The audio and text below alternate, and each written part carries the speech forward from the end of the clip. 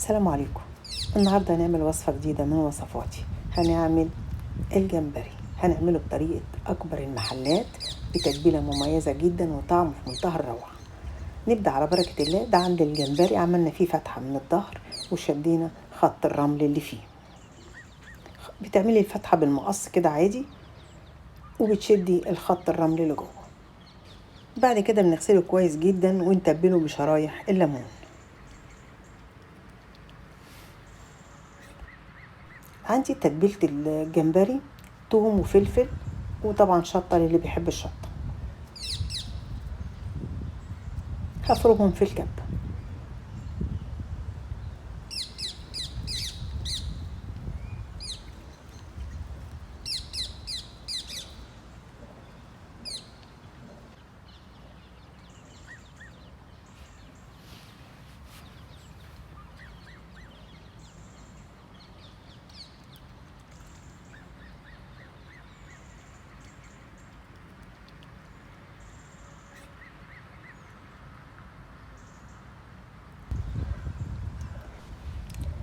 التوابل اللي استخدمناها: معلقة كبيرة من الكمون، ملح، نص معلقة كزبرة، ربع معلقة فلفل اسود، ونص معلقة كركم.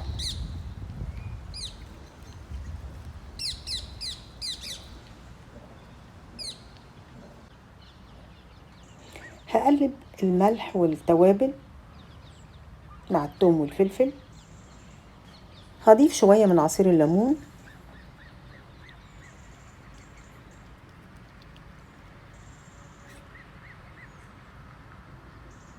وكمان حوالي معلقة من الخل.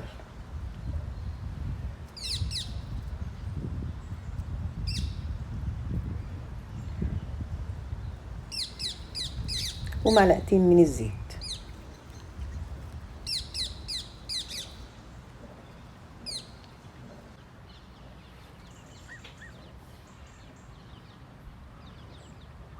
هناخد شوية من التتبيلة ونتبل بيهم الجمبري.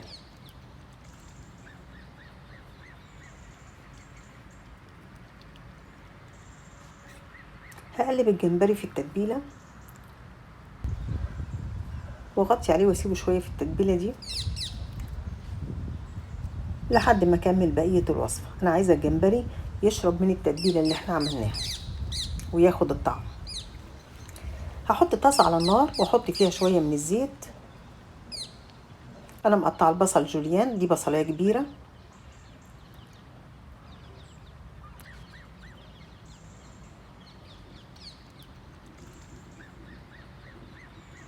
هضيف عليها معلقة من التتبيلة اللي تبلنا بيها الجمبري.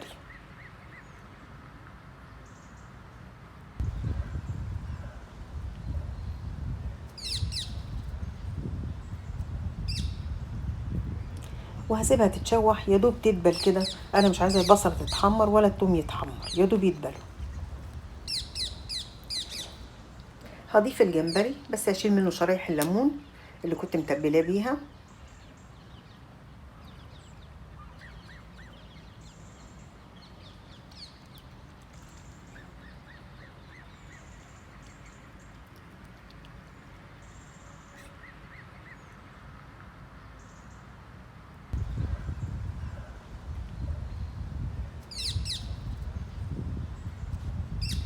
هقلب الجمبري مع البصلة واسيبه يتشوح.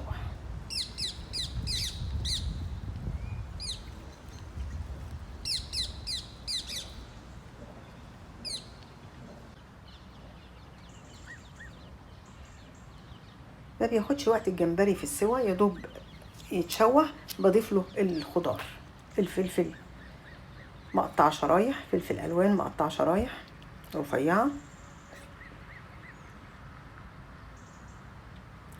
هقلب الجمبري مع الخضار،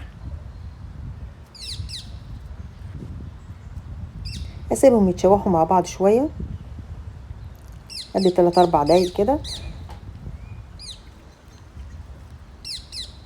وبعدين هطفي عليه النار وهضيف له شويه من البقدونس وشويه من عصير الليمون.